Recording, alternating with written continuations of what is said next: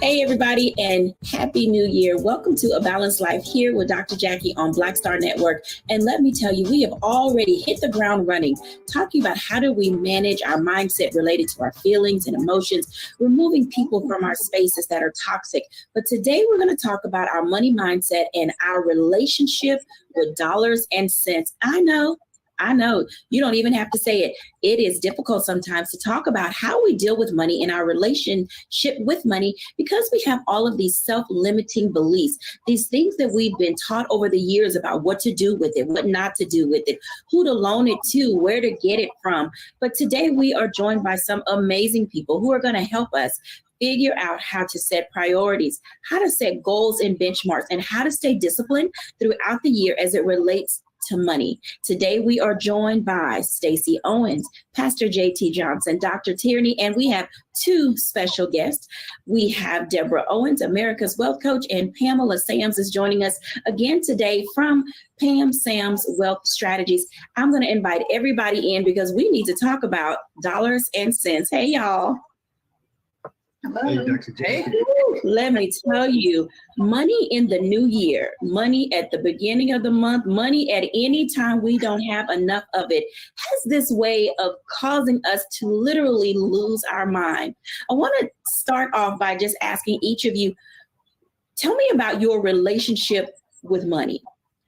From when you first learned about your relationship with money, how you're managing your relationship with money, because oftentimes we do set the tone for people to say, okay, this is my benchmark. Okay, this is my avenue. This is my access point.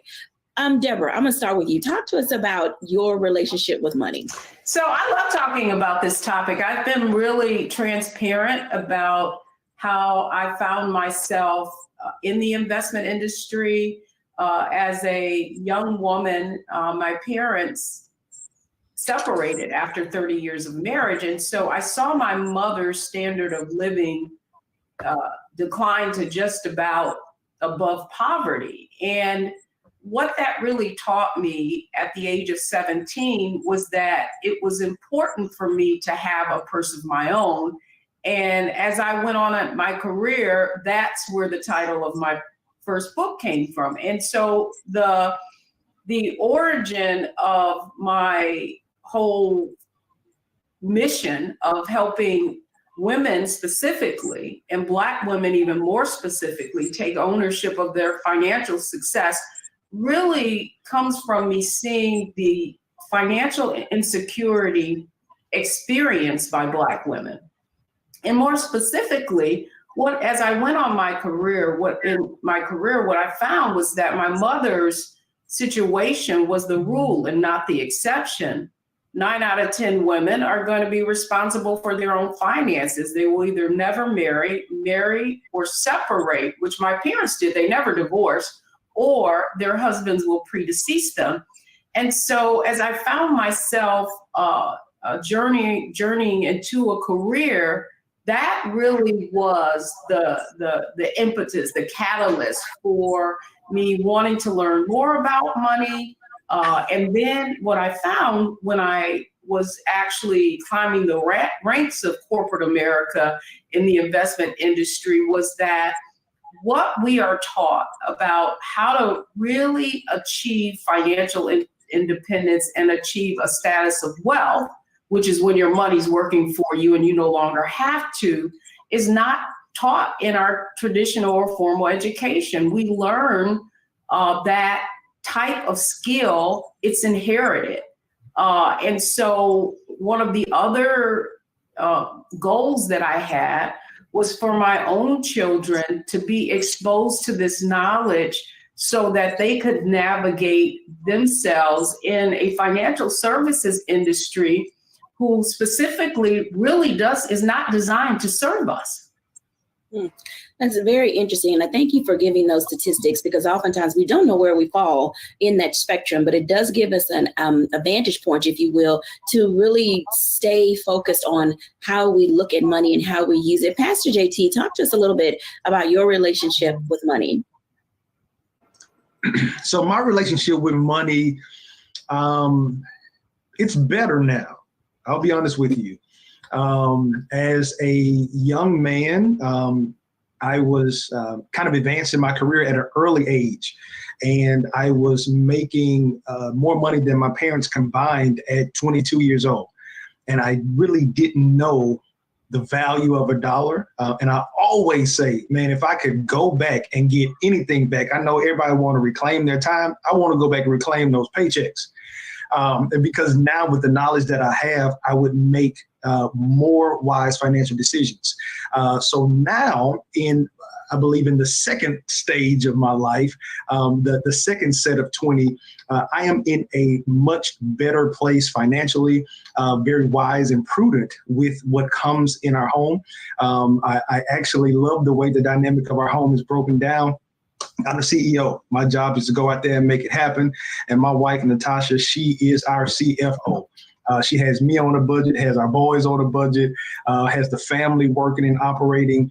And one of the things that I am grateful to know is that we don't live in a space where our heads are touching the ceiling. I know a lot of people think about the 70-30 rule, but we actually live in the 60-40. And there was a report that I saw with Lorenz Tate, the actor. He said that he never really worried about Hollywood drying up because he learned how to live beneath his means. So I'm now at a place right now where my relationship with money is great because of the lessons that young Jamel learned that old Jamel is benefiting from. That's absolutely. So Stacey, tell us about your relationship with money.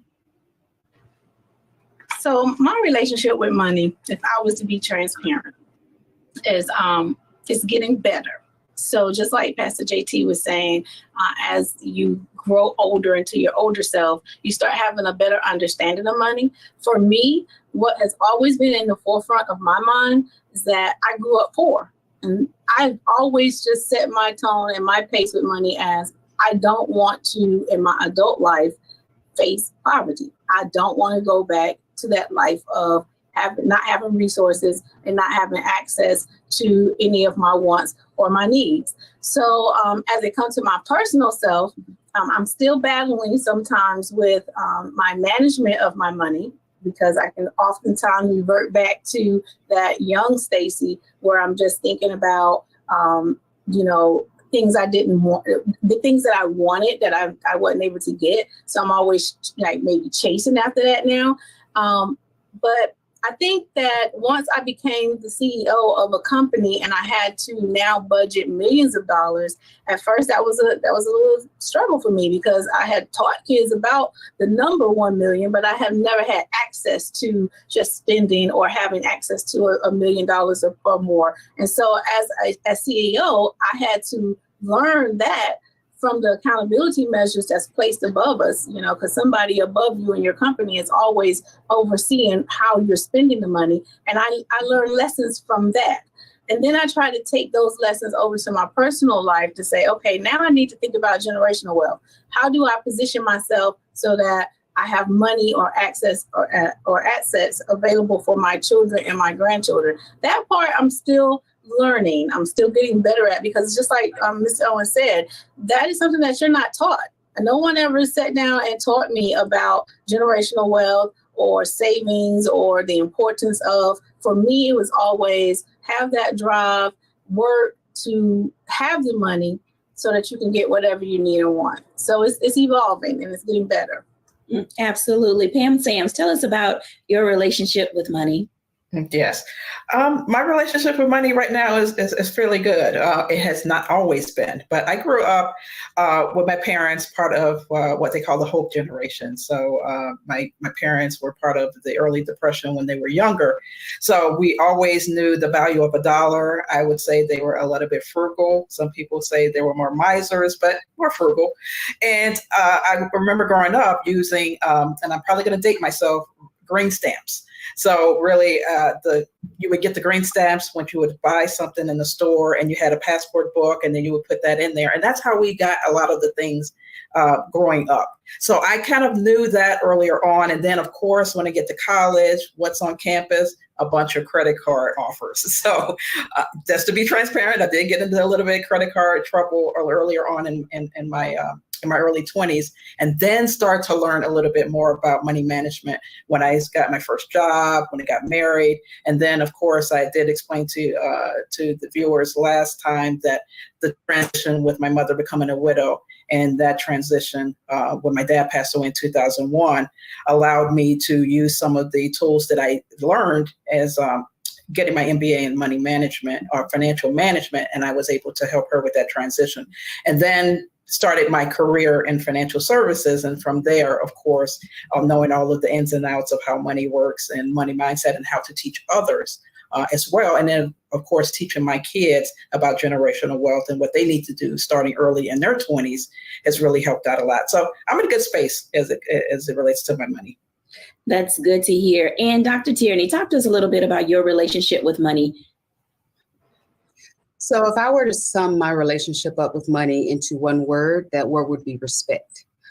Growing up as an only child to my, single mother who had me very young, and we were living with my grandparents, we didn't have a lot. I had everything that I needed, but we didn't have a lot. As my colleagues have said, kind of growing up, just kind of making ends meet, I learned that money is something that is to be respected. It is a tool. I learned that we can't just be willy-nilly with our money. I learned that the very first lesson that my mother actually gave me with money was about tithing. When I got my first job, it was about being a good steward of what was given to me.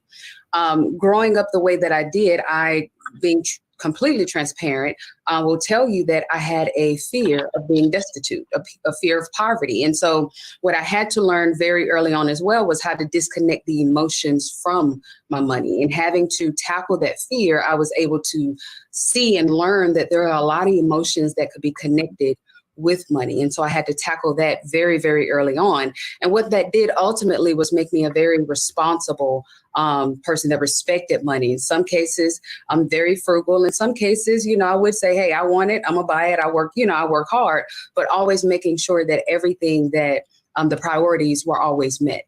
Right now, I'm in a space where I am looking towards what Deborah actually stated, looking at building wealth. I'm looking at trying to find ways for my money to make money for me, looking at different stocks, the dividends and things like that. How can I have that passive income coming in so that I don't have to keep working for my money, but I put it to work for me? So that's what I would say in terms of my relationship with money. It's one of just total respect. Absolutely. When we come back after the break, I want to talk for a moment about living paycheck to paycheck. Honestly, we all have to start somewhere, and that's a great place. We'll be back after the break.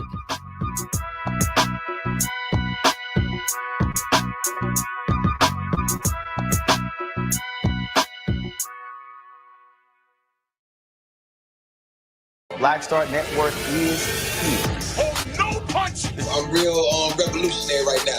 Thank you for being the voice of Black America. All momentum we have now, we have to keep this going. The video looks phenomenal. See, there's a difference between Black Star Network and Black-owned media and something like CNN. You can't be Black-owned media and be scared. It's time to be smart. Bring your eyeballs home. You dig?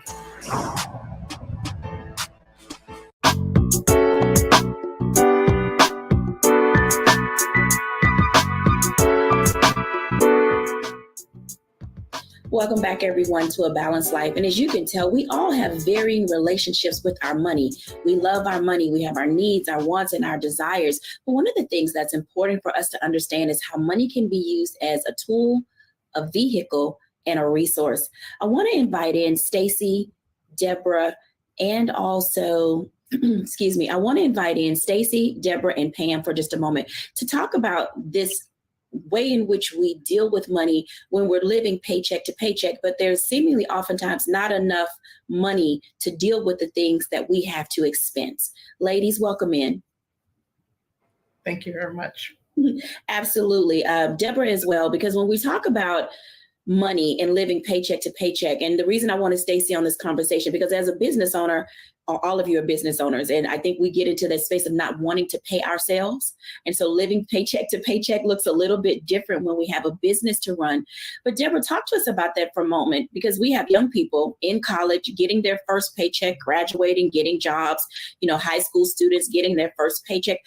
What should their relationship be with that paycheck to paycheck aspect of their lives?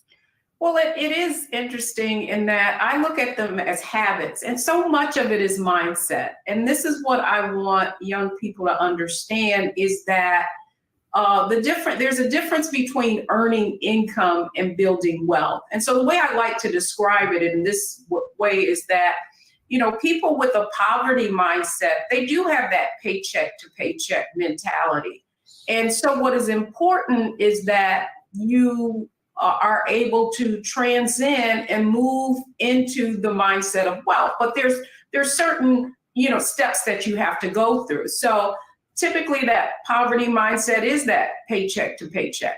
Whereas the kind of poor mindset is that month to month, week to week living, right? Like whatever money we have coming in, that's what we're going to spend. Oftentimes people are managing their funds based on what's in there, whether or not they can take it out of the ATM.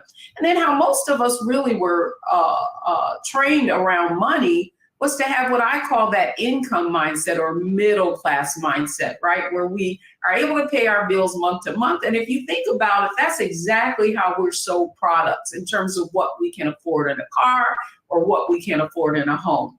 And then when we go up a little bit further, we're getting to that, maybe we've met what has been deemed financial success or that 6-figure income. Then we start having more of an affluent mindset where we're putting in our 401k, where our bills and our basic needs can be met, and we're operating in a budget. But beyond that, and that is the goal, and that is what I learned going inside of private wealth and high net worth families, is there's that wealth mindset.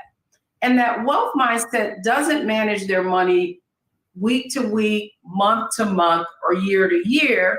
They're really making decisions based on the long-term impact and acquiring assets like investments, like stocks, like building a portfolio with dividend stocks from generation to generation that they can then pass on. So to your original question around young people, it really is breaking through that poverty and poor mindset and begin to understand, as you so aptly put, Jackie, that money is a resource, and the ultimate goal is to be in a position where you have turned your income into wealth, and you no longer have to work for it because your money is working for you.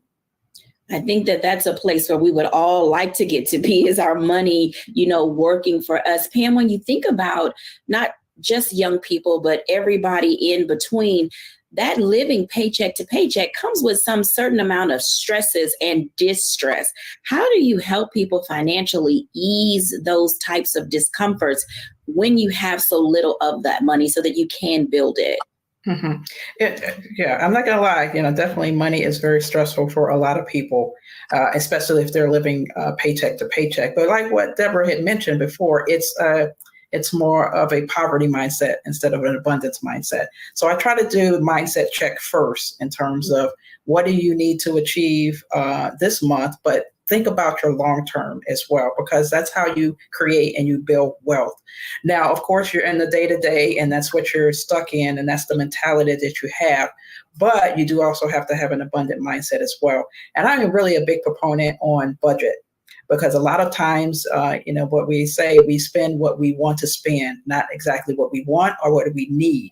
So you have to go through a needs and a wants analysis, or things that you could be overspending on, or just straight out just spending money on things that you don't need in your budget, in order to free up some cash flow. And you don't have to be living paycheck to paycheck. Or you can decide also how to develop a passive income. You have your regular income base that you're working on a 9-to-5, but there's so much gig work, there's consulting, there's a lot of different things that people can do to bring in a little bit extra income to grow wealth as well. So you don't have to be stuck in terms of living the paycheck to paycheck mentality. People have what I call a financial thermostat. They only think they can earn a certain amount, or they only think they can accumulate a certain amount. And you do have to break that cycle when I speak with my clients, to make sure they overcome that and become more in an abundance mindset. So they're really not focused on, I have more month than money. Really, how do I achieve the goals that I need to with the money that I have? And am I overspending on certain categories that I don't need to do in order to make sure everything is going to work out in the long run? Absolutely. Discovering how to balance those things oftentimes can be tricky. And Stacey, I definitely wanted you in this conversation right now, because you're balancing two things. You have your business and you have your personal. How do you, in many ways, when you're looking at cash flow and income from parents paying and this, that, and the other, make those decisions so that you're not living from, month to month? And I won't say for you paycheck to paycheck, but oftentimes it's, can parents pay for their child's tuition or can they not pay? And making those things necessary in order for your schools to run. Because we forget sometimes that when we're running a business, there's a lot of emotion attached to the services that we provide, in addition to making sure that all of the money is going in the proper directions. I think I want to take that from a slightly different perspective. I'm not going to go from the parent perspective. Let me go from the teacher perspective first, since you were just talking about how young people. Every day I see school teachers, even in my building and other facilities as well, who have what I coined TED, time of the month. TED time is the teaching emotional dive, which means around the first of the month when you get paid, because majority of our teachers get paid once a month. So at the beginning of the month when you get paid, you see their emotions are high. They're happy. They're eating out more. You see the DoorDash deliveries coming. They're interacting with the students in a great way. And then around about the 10th of the month, 15th of the month, now you've paid your bills. Your money's a little low, and you still got about 2 more weeks to go before you get paid again.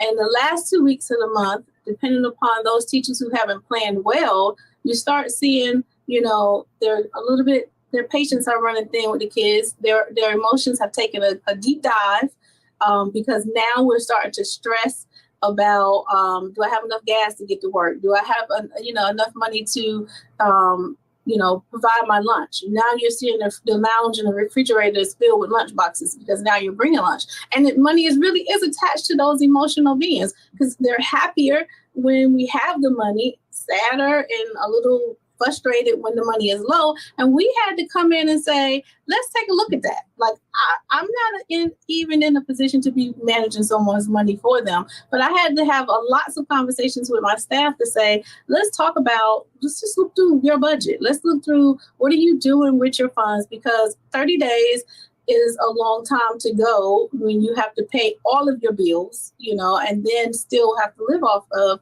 whatever is left. So are you living within your means?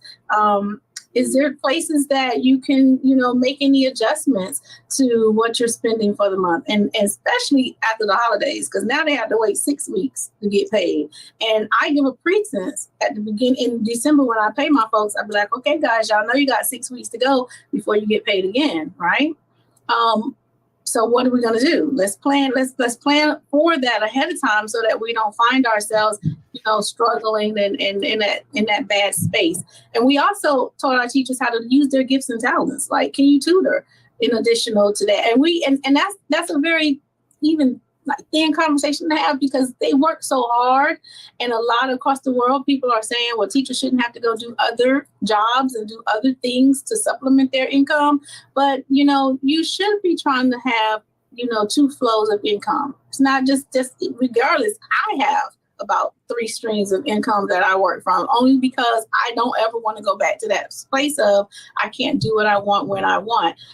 So yeah, I think from a parent perspective, my parents don't have to pay to attend school, but you do feel their pains when they're not managing their money correctly. And I deal with an impoverished population. So a lot of my parents would come with that poverty mindset when it's surrounding money. That's why I wanted to go from that teacher aspect, because you do have to learn how to go from the poor mindset to the middle class mindset to the wealth mindset. It definitely is a mindset.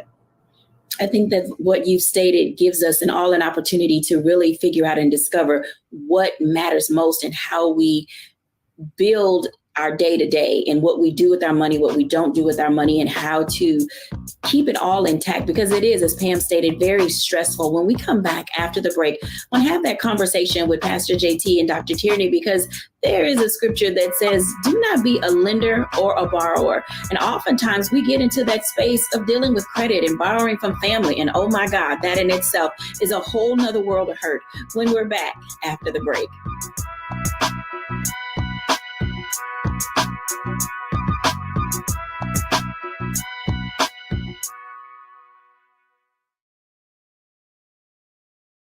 Don't you think it's time to get wealthy?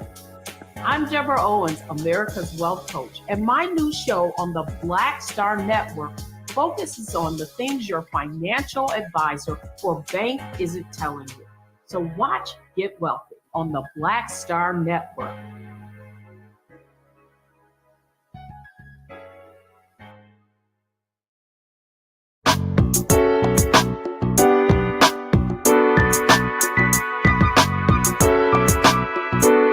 Welcome back, everyone, to A Balanced Life. And as you can tell, discovering how to use money to your advantage. And we work hard for it, so we want to spend it the way we want to. But life has a way of teaching us that there are things that we have to pay for. So desires and needs and wants often fall into various pockets in our lives.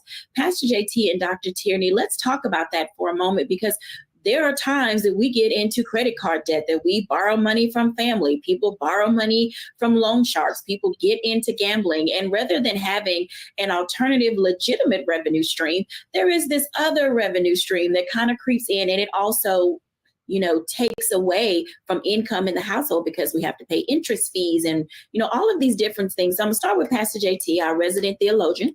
He's going to keep that title probably for all his life. But while we're on this show, I would love to hear your perspective about borrowing money from other people and the kind of trouble that causes.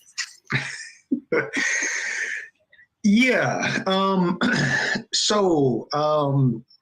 I don't necessarily even know if this may need to be deep and wonderful and extra spiritual. But man, borrowing money from people really can cause stress on relationships. And I always say to people, don't lend money that you can't give away. Because that moment, and it's complicated, like the relationship status selection on Facebook. It's complicated. You know how you have somebody that they have a totally different energy when they come to you and ask for the money. But boy, when you go back to ask them for your money back, whoa, it's a totally different response. And have really seen people lose relationships because of that, And one of the things that I would say is really kind of taking something that my dear sister, Dr. Tierney, said, man, that really stuck out with me. And I passed it on throughout the end of the year. And I brought it with me into 2023 is don't make somebody else's emergency your necessity. And a lot of times I believe that we are so empathetic and we sympathize with so many people that a lot of times we find ourselves being lenders to people that really have bad financial habits. And so I believe from a wisdom standpoint, we have to stop being other people's enablers and then really cause them to come back and look at their financial landscape and really see how can you avoid being in this space again next month on the 15th. And then next month on the 15th, they really start making some wise decisions. So now as it relates to borrowing, I would take somebody or you to a place that you need to borrow. Ask yourself, would you lend the money to you if it was you? And if you can't even trust yourself to give yourself the money, you may not want to be upset when somebody may have to tell you no. I think, would you loan yourself money? Man, that's a hard question to ask. Dr. Tierney. So as JT was just talking, I thought about that scripture. If you teach a man to fish, then he'll never go hungry, as opposed to giving him a fish. My mom, I guess, took that scripture really to heart, and I appreciate her for doing that, because she was really quick to tell me, this is my money, this ain't your money. You better go figure it out. Then figure out what you got to do. The other thing she would tell me all the time is, I got your back, but you got to have your front. So there was never a time in me, in my teens, 20s, struggling college student, that my mom swooped in to give me what it is that I needed. Because at that point, if I had to go and ask her for something, she knew that by that point I had exhausted all of my resources.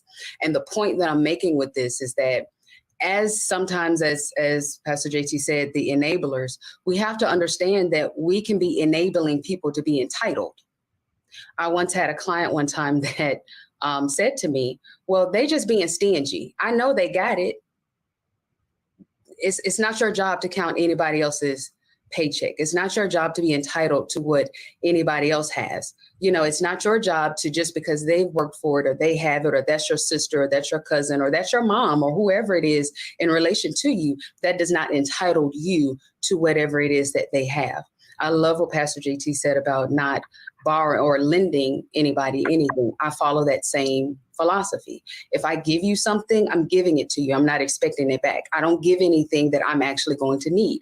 So I may say to you, no, I don't have it. That doesn't mean that I'm not able to pay my bills. That means I don't have it to give to you. And that's where that line of respect has to come in, because you have to respect my boundary, my financial boundaries of what it is that I am doing and setting up with my money and my goals and the wealth building process that I'm on.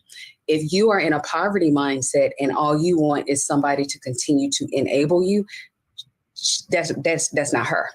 she is not about to do that. And so you have to make sure that you are taking very good account of your habits, your behaviors, what it is that you're doing in your life with your money before you start to feel entitled to somebody else's and what they're doing, or start to pass judgment or start counting their pocketbooks. You never know what a person has or doesn't have. So that's where that respect piece comes in. And we have to stay in our own financial lane. Let's talk about that for a moment, because the family bank, because when one person in the family makes it, they make it for everybody. So let's talk about that for a moment. How does being the family bank impact the individual who is constantly giving to other people? Because at some point, your income will not always be at the level that it is. So now you're no longer preparing and saving. Pastor JT. Yeah, and what I'm going to do is really pull from Dr. Tierney's mom. So for lack of a better term, I'll call her Mama T. She really, I think, defined the parameters in which we should operate. Now, if there is an issue, or if there's a problem that you are looking to assist a family member with, and this literally may be a hand up and not a hand out, that's a totally different situation for me being the personal financer for you to go and have a night out on the town on my dime. I believe that does not constitute me having to now fund your fun while I'm having to sit at home and I have to go and be the breadwinner for the family. So I really believe, and that is an issue that's pervasive in our community.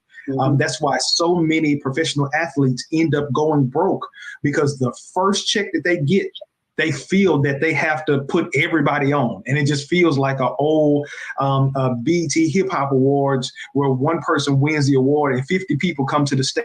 And that's the mentality that a lot of people have adapted. But I believe that if we go in believing that if I am going to be a help to my brother or a help to my sister, literally and maybe figuratively, and help them out of a situation versus being a person that's always having, as Ms. Owens said, your purse open and everybody always has access to your purse, because there's going to come a time when that purse is going to end up being empty. And you have, and I keep leaving with these questions, but you have to ask yourself the question, can the person that I have literally given all of the contents of my purse to come back and be the person that can replenish what they took out? And so if that's not the case, now we both going to be sitting broke. Somebody got to have some money, and it's going to be me.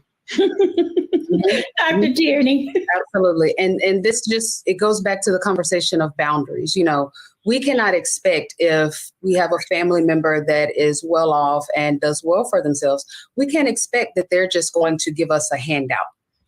That's actually, as I see it, an opportunity, as Pastor JT said, for a hand up. If you want to start a business, hey, give me, $10,000. I want to start this business. Okay, let me see your business plan.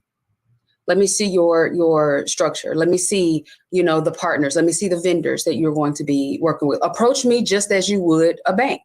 Just because I'm your cousin, sister, friend, approach me just like you would to the bank. You wouldn't go up there to Bank of America and just say, hey, give me $10,000 and expect them to give it to you.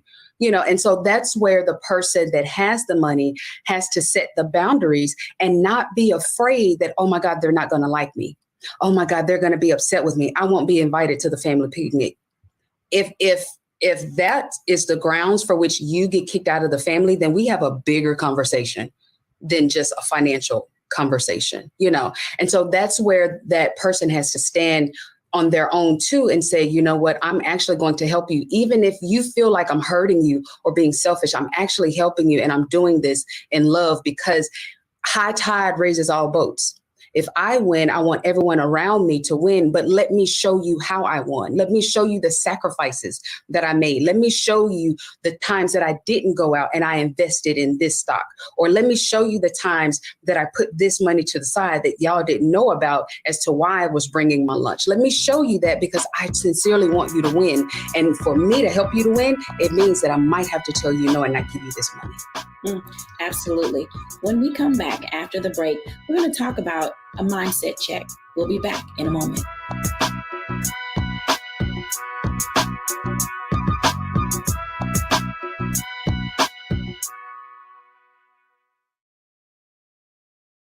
Hatred on the streets, a horrific scene, a white nationalist rally that descended into deadly violence. White people are losing their damn minds. An angry pro-Trump mob storms the U.S. Capitol.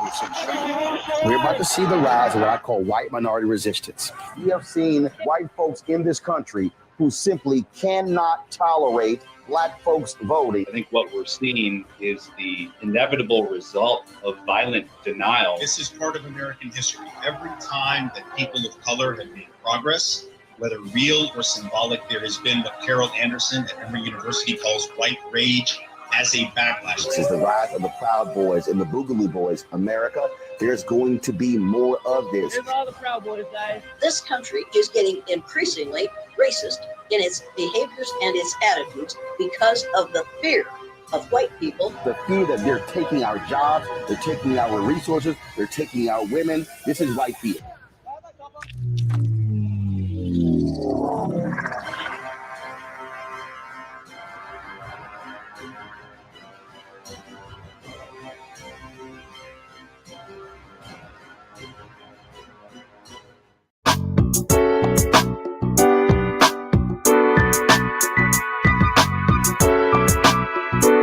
Welcome back, everyone, to A Balanced Life. And as you can tell, sometimes we overextend ourselves and overspend, and then we become overwhelmed. I want to invite everyone in because we need to have this conversation about how do we help people do a mindset check when it relates to money. My money, your money, and everybody else's money. We have to figure out how we can make this pot of whatever is available to us work for everybody, because one person shouldn't be the breadwinner. One person should not be the family bank. Hey, everybody, let's talk about that for a moment in this next block, because, having this mindset check before a person asks you for money, how do you feel about them trying to figure out where they would get it themselves? I'm start with Deborah, because, this is that space where we're saying, what does my purse look like right now? And what's in it? Do I want to give it away? Is it worth it? Well, I love this topic. Every quarter or so in Wealthy You, what we do is our challenges. And so we have a 5-day challenge, and it really is about cleaning out your purse and cleaning out your wallet. And the challenge is designed for you to get into the right mindset. But the truth is you cannot change what you will not acknowledge. And so the first thing we do is we talk about the difference between a poverty mindset and a wealth mindset, and help people really do an assessment around what is your mindset. But the second day is the most important of all. And that's when we do a financial makeover, where we actually have you go look at 3 bank statements and look at where your money is going and whether or not that money is serving you. Quite often, we have everything we need to be everything we need to be. It's simply that we're not managing our resources. So it's not about resources in many, many cases. It's resourcefulness. And that's why I so appreciate what Ariel is doing. I'm sorry, not Ariel, but the teacher who is Stacy, who is managing this school. I love going into companies and really helping them feed their employees with the knowledge that they need so that they can better manage their resources. So that's what it's about. It really is about, if you can't manage what you already have. If you get more money, Biggie said it right, more money, more problems. More money, more problems. Pam Sams. Yeah, and just like what Deborah had mentioned, it's you have to transition into an abundance mindset. As I mentioned and a little bit earlier, is that we tend to have what I call a financial thermostat. If you're going to earn the same amount of money, that's why a lot of lottery winners, once they win money, they reset back to where they were before because they never had it before. So you have to make the adjustment, and you do have to do the assessment, as Deborah had mentioned. I do at the end of each year for my clients, I tell them to fill out a financial report card. How did you do for the year? Give yourself a grade, A through F. Hopefully it's not on the F end. Hopefully it's closer to A. But if it's closer to the end of the spectrum, the D's and the F's, what do you need to be doing differently this year? Take an assessment of where you are and where you want to be, and then write out a game plan on how you're going to get there. That's the key, is really acknowledge where you are. If you want to do, you can't do the same thing that you have been doing to get to a different spot. You got to do something different.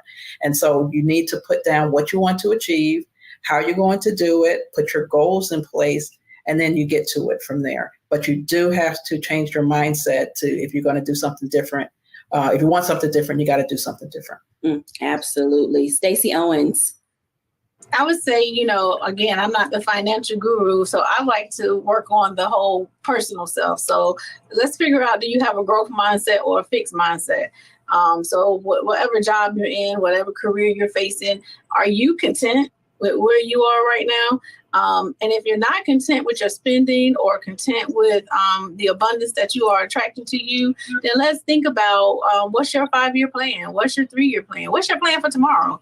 And usually when I find that we're dealing with people who haven't even thought about what they want to do next, or how they can improve, or how they can change, or how they can attract anything else, that's when I start helping them to see that, okay, well, right now you're in a fixed mindset. And as long as you're there, you're going to stay there.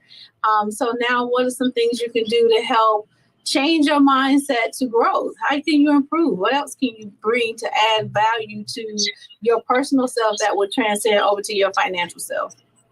Absolutely. Pastor JT.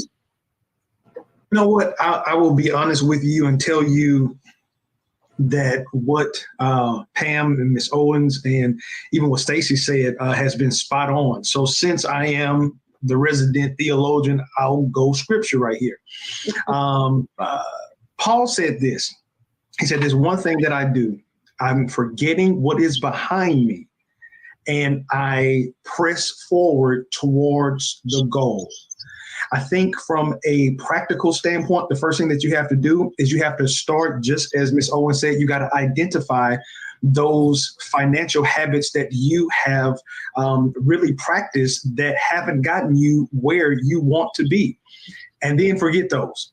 Stop doing it. Establish the goal of what the new you looks like. See that as a reality, and now let that be the one thing that you do.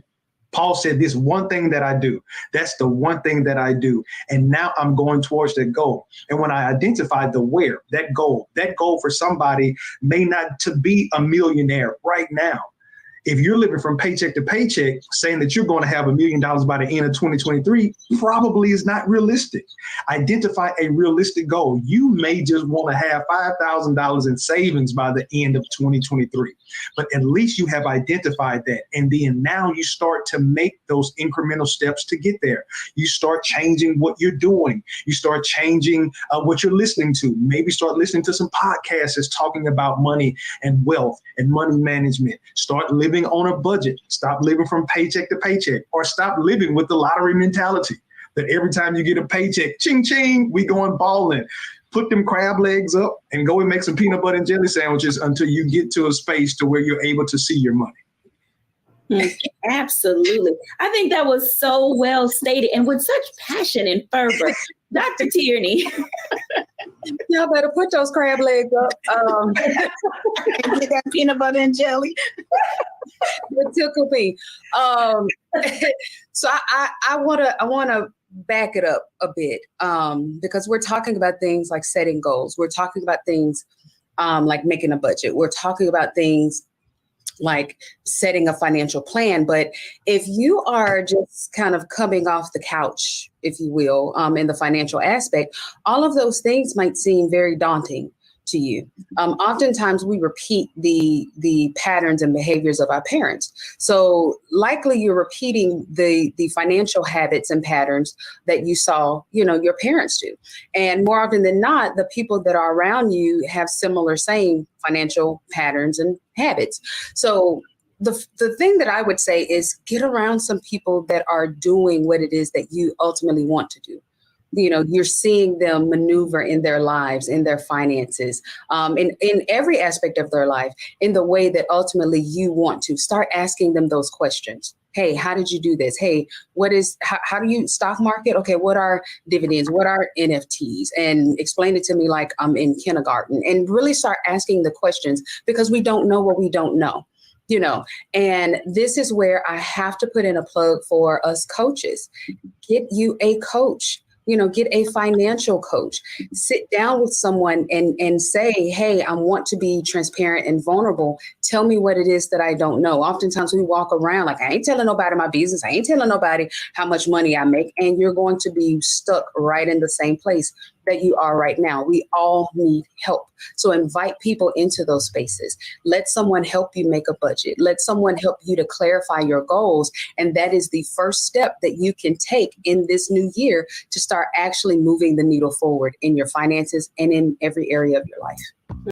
Absolutely. I think each of you have given our audiences things that they can begin to start with, to give them an opportunity to figure out how they do a mindset check related to their money. I'll give my reflections when we're back after the break.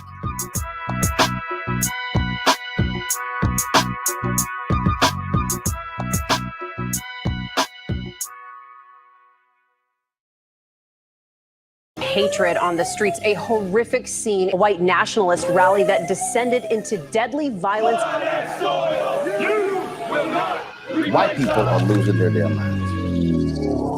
As an angry pro-Trump mob storms the U.S. Capitol, We're about to see the rise of what I call white minority resistance. We have seen white folks in this country who simply cannot tolerate Black folks voting. I think what we're seeing is the inevitable result of violent denial. This is part of American history. Every time that people of color have made progress, whether real or symbolic, there has been what Carol Anderson at Emory University calls white rage as a backlash. This is the rise of the Proud Boys and the Boogaloo Boys. America, there's going to be more of this. There's all the Proud Boys, guys. This country is getting increasingly racist in its behaviors and its attitudes because of the fear of white people. The fear that they're taking our jobs, they're taking our resources, they're taking our women. This is white fear.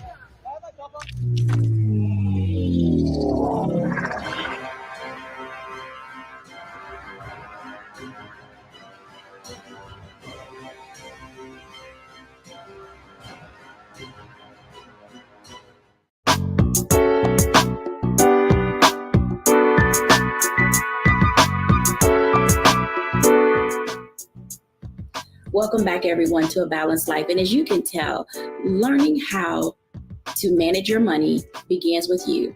So I'm going to give you my 5 things, and the acronym is MONEY, as it relates to how I manage the things that are important to me. M is make time to address your own emotional feelings about your money. You have to make time for those things that matter. O, take ownership of how you spend your money. That's spending versus saving. N, never loan out what you may need later. E, take time to experience life. You work hard. Use your money for things that matter to you most. And why? You make decisions related to your money. People can help you. They can guide you. They can give you direction and instruction. But at the end of the day, the decision belongs to you. I hope that something that we have said today will allow you to have an opportunity to really figure out, to get a baseline, to begin to balance how money will work for you in the new year. Bye now. And once again, Happy New Year.